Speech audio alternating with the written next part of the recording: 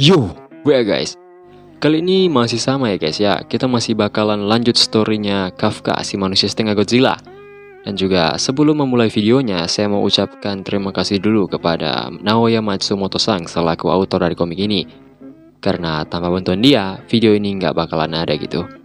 Jadi nggak usah bacot lagi, langsung aja yuk kita mulai.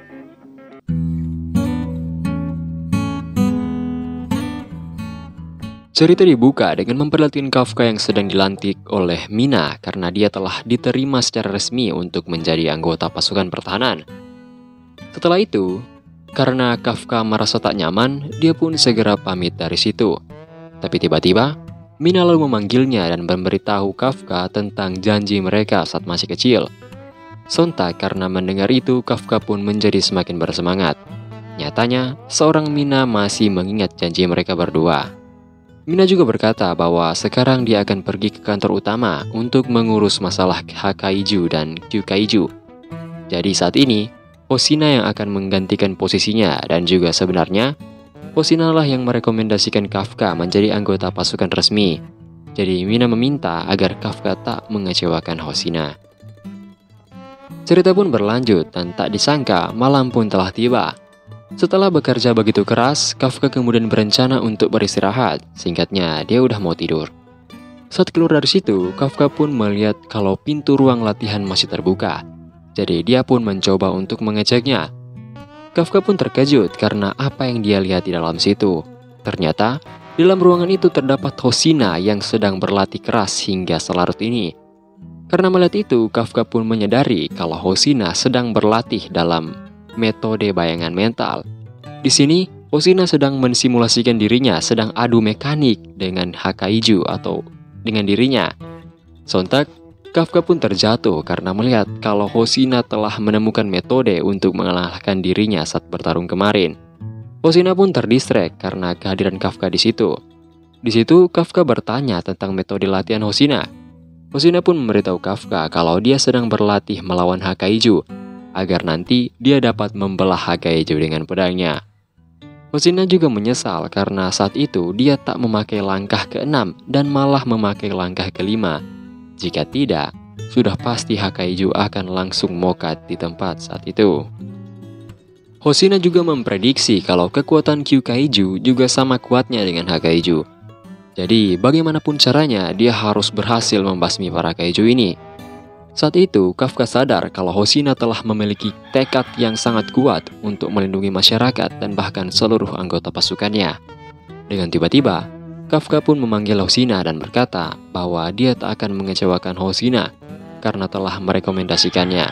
Dia juga akan berusaha untuk menjadi aset berharga bagi pasukan pertahanan.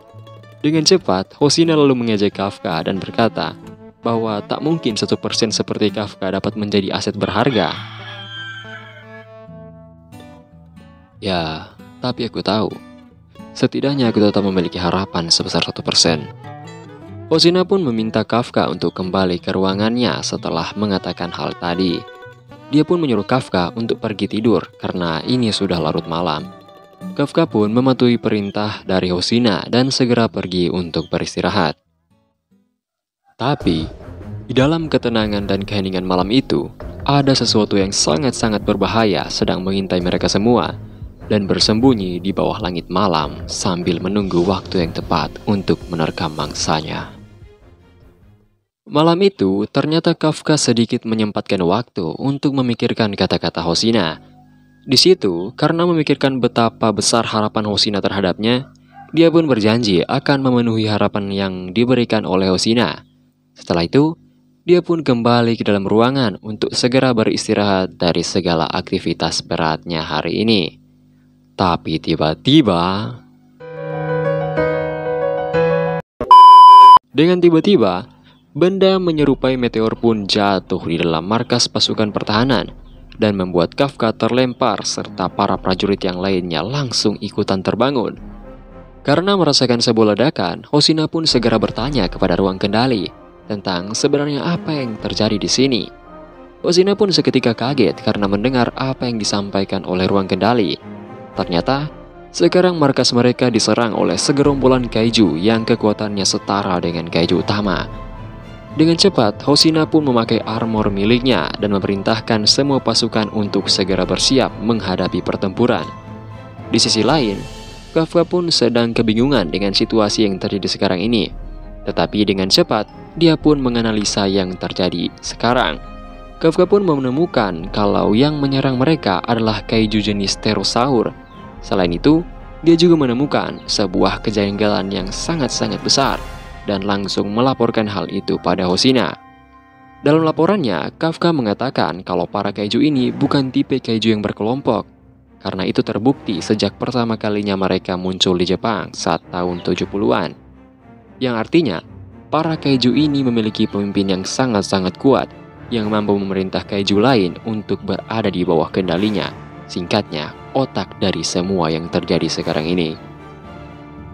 Hosina lalu berkata kepada Kafka kalau dia akan menghubunginya lagi.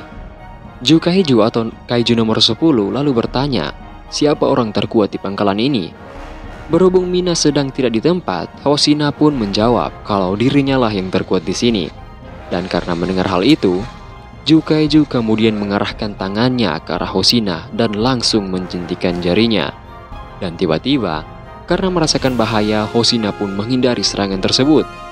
Di situasi tersebut, Hosina pun sadar kalau kaiju ini memang sangat-sangatlah berbahaya. Karena itu, dengan cepat Hosina lalu memerintahkan anggota yang lainnya untuk memprioritaskan evakuasi warga sipil.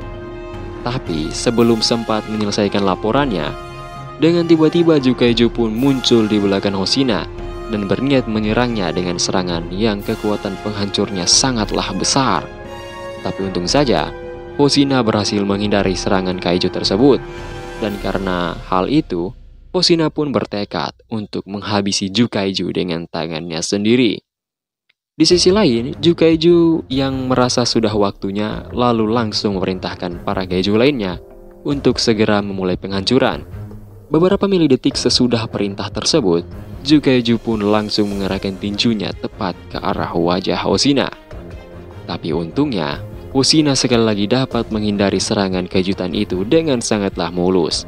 Sontak, dengan cepat, mereka berdua pun langsung adu mekanik untuk membuktikan siapa yang lebih kuat di antara mereka berdua. Cerita pun berlanjut pada para pasukan pembasmi yang sedang menangani kaiju-kaiju susulan. Tapi terlihat jelas kalau semua serangan yang mereka lontarkan tak mempan pada para kaiju. Sontak, karena menyadari hal itu, Kafka pun langsung memberitahu kalau bagian depan kaiju tersebut merupakan area yang sangat keras. Jadi yang harus mereka semua lakukan adalah menyerang bagian belakang para kaiju. Karena mendengar hal tersebut, para anggota yang lain kemudian langsung bergerak untuk menyerang bagian belakang para kaiju. Tetapi sebelum sempat melepaskan tembakan pada kaiju tersebut, Ichi pun kaget karena tiba-tiba muncullah kaiju lainnya yang langsung menyerang dirinya saat itu juga. Seakan-akan para kaiju ini sedang bekerja sama dan melindungi kelemahan mereka masing-masing. Tapi dalam situasi krisis tersebut, dengan sangat cepat muncullah Kiko yang langsung menghantam bagian depan dari kaiju tersebut dengan sebuah senjata yang tentu saja membuat kaiju itu mokat seketika. Sesuai dengan sifatnya, sesaat setelah dia memokatkan kaiju itu, Kiko pun langsung menyombongkan dirinya bersamaan dengan senjata barunya. Ternyata, senjata tersebut merupakan senjata khusus yang disiapkan untuk Kiko oleh para petinggi. Dan itu juga artinya, sekarang Kiko menjadi orang ketiga terkuat yang mewakili unit ketiga, sesudah Mina dan Hosina. Bahan utama dari kapak raksasa milik Kiko merupakan uni organ dari kaiju yang dibasmi di Shinagama 2 tahun lalu. Dijelaskan kalau Kiko menarik pelatuk yang terdapat di kapak itu dan kekuatan terkonsentrasi di bagian belakang kapak, maka hasilnya Kiko akan mendapatkan percepatan yang mampu menghantam apapun yang berada di dalam jangkauannya dengan sangat cepat dan kuat. Dan jika kekuatan kapak terkonsentrasi di bagian depan kapak, saat menyerang, maka yang didapat adalah peningkatan daya hancur atau physical penetrasi yang mampu mengabaikan armor musuh dan langsung menembusnya. Dan jika Kiko sudah dapat dengan leluasa mengontrol tingkat kekuatan dari kapak itu, maka dia dapat menggunakan kapak tersebut untuk menyerang dengan sesuka hatinya. Scene kemudian berpindah pada Hoshina yang sedang adu mekanik dengan Jukaiju. Dalam situasi saat ini, Hoshina merasa kalau Jukaiju sedang menikmati pertarungan ini. Hoshina pun terus terdorong oleh Jukaiju yang terus-menerus melancarkan serangan ke arahnya.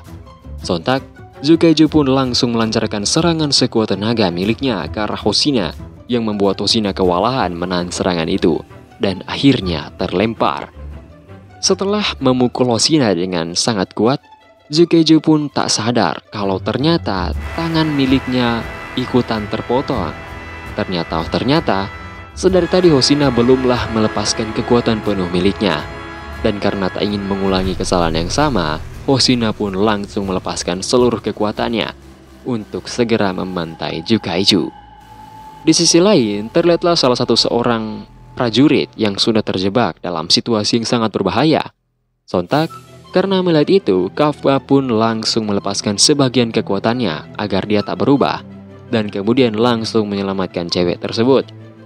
Cewek itu lalu berterima kasih pada Kafka dan bertanya apakah dia sudah mampu melepaskan kekuatan armor serat keju itu. Di sini, Kafka pun ketar-ketir karena pertanyaan itu, dan terpaksa dia pun membohongi cewek tersebut. Tapi, sementara dia sibuk menjelaskan itu, dia tak menyadari ada keju yang sedang mendekat. Tetapi, untung saja, kaiju itu pun langsung mogok seketika karena terkena serangan Kiko yang luar biasa kuat. Tentu saja memakai kapak itu. Pada saat yang sama, Reno kemudian menghubungi Kafka dan berkata untuk lebih mengandalkan anggota tim, karena sekarang Kafka telah menjadi anggota resmi dalam unit ketiga. Jadi Kafka harus lebih percaya pada anggota-anggota tim yang lainnya. Di sini, akhirnya Kafka sadar bahwa kekuatan kerjasama itu merupakan kekuatan yang sangat-sangat besar dan sangat-sangatlah kuat. Dia pun sadar bukan hanya Kiko dan Reno yang luar biasa, tapi semua orang juga sangat luar biasa. Dan inilah kekuatan kerjasama, kekuatan sebenarnya dari unit 3, yang merupakan unit yang dia tempati saat ini. Di sini, Hoshina pun akhirnya dapat memojokkan Jukaiju dengan kekuatan Twin Blade miliknya. Pertarungan pun terus berlanjut dan Jukaiju yang sedang adu mekanik dengan Hoshina saat itu kemudian menganggap kalau Hoshina adalah rival miliknya.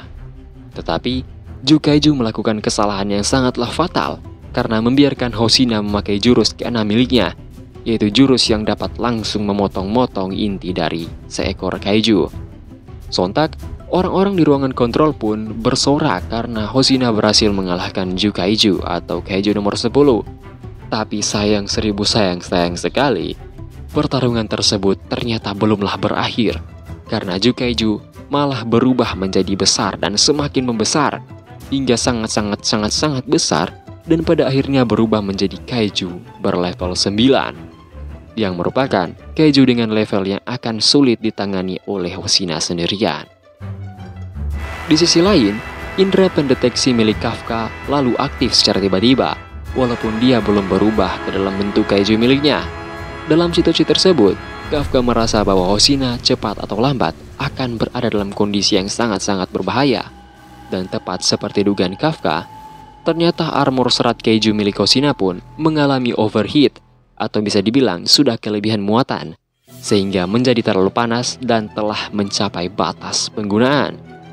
Dan dalam situasi yang sangat-sangat gawat ini, dirinya hanya mempunyai waktu kurang dari 1 menit untuk dapat menggunakan armor serat kaiju. Dan kalau dia memaksakan diri, maka nyawanya akan dalam bahaya.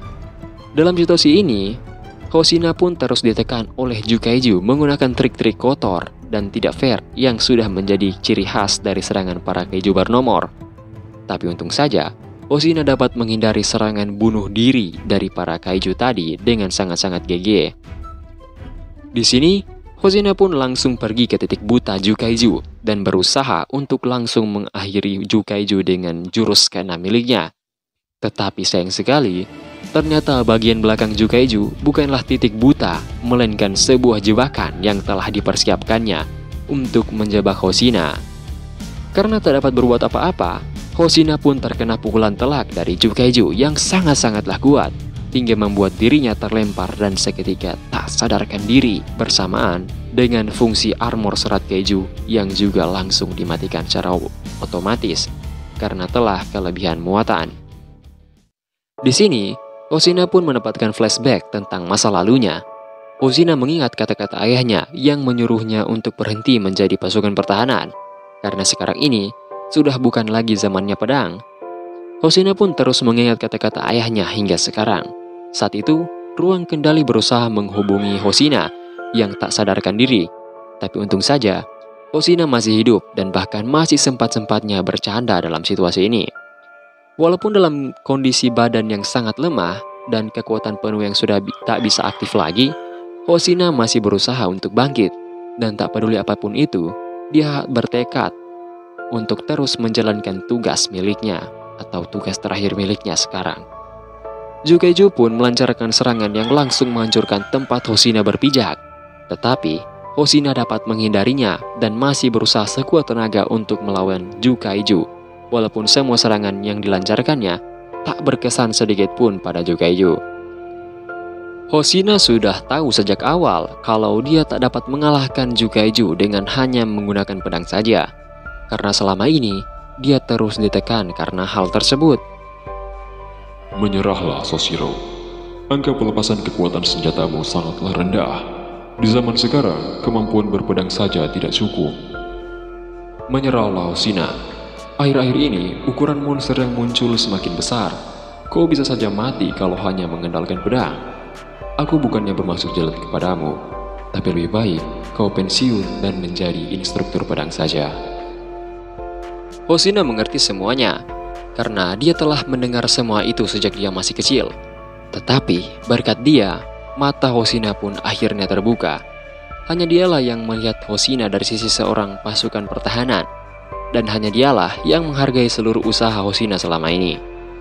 Jadi, Hoshina akan melindungi tempat ini dengan seluruh kekuatan yang dia miliki. Dan walaupun nyawanya menjadi taruhan dalam seluruh tindakan yang ia akan lakukan. Sontak, Hoshina pun akhirnya tertangkap oleh Jukaiju. Tapi di sisi lain, Kafka melihat kalau Hoshina sudah berada di ujung tanduk. Atau singkatnya, bentar lagi Hoshina pasti mokat. Dalam situasi ini, Kafka tak bisa memikirkan solusi lain dan hanya bisa meminta maaf pada Reno karena dirinya tak dapat menepati janji. Reno pun berusaha menghentikan Kafka yang akan segera berubah di situ. Karena saat ini, semuanya sedang mengawasi tempat ini dan sudah pasti Kafka tak akan selamat setelah dia berubah. Di sisi lain, Kafka memiliki keyakinan bahwa tidak ada yang bisa menggantikan nyawa seorang teman. Namun secara tiba-tiba, tangan Jukaiju yang memegang Hoshina pun hancur seketika karena tembakan seseorang. Tentu saja hal tersebut membuat semua orang yang ada di situ sangat terkejut dan terheran-heran. Karena sang komandan telah datang dan akhirnya turun tangan untuk memusnahkan kaiju yang merusak markas mereka. Gila, mantap bedah. Layla skin legend nih bos, senggol dong. Laku pindah server. Sorry guys, lanjut. Mina pun meluncurkan tembakannya yang melesat tepat ke arah Jukaiju. Tetapi, itu ternyata dapat dihindari oleh Jukaiju. Mina pun sekali lagi meluncurkan tembakannya. Tetapi, itu lagi-lagi dihindari dengan sempurna oleh Jukaiju. Hoshina yang melihat hal itu, kemudian tak ingin usaha dari Mina digagalkan oleh Jukaiju. Jadi, dia pun maju dan menyerang Jukaiju di bagian kakinya dengan tujuan untuk membuat pergerakan Jukaiju jadi melambat dan tak dapat menghindari serangan Mina lagi. Tapi sayangnya, serangan Hoshina ternyata terlalu lemah sehingga itu tak mempan pada Jukaiju. Karena gagal, Hoshina kebingungan harus melakukan apa lagi. Tapi, di tengah-tengah kebingungannya, Kiko pun langsung muncul dan kemudian menyerang kaki dari Jukaiju. Tetapi sayang sekali, itu tetap tak berkesan karena kekuatan armor Jukaiju sangatlah kuat. Sontak, Hoshina pun memuji usaha Kiko dan berkata untuk menyerang sekuat tenaga setelah dia menghancurkan armor Jukaiju.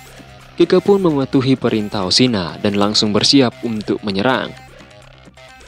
Di sini, Hoshina lalu langsung menyerang celah armor milik Jukaiju, disusul dengan serangan sekuat tenaga milik Kiko yang langsung berhasil menembus armor yang sangat keras milik Jukaiju, sekaligus menghilangkan keseimbangannya.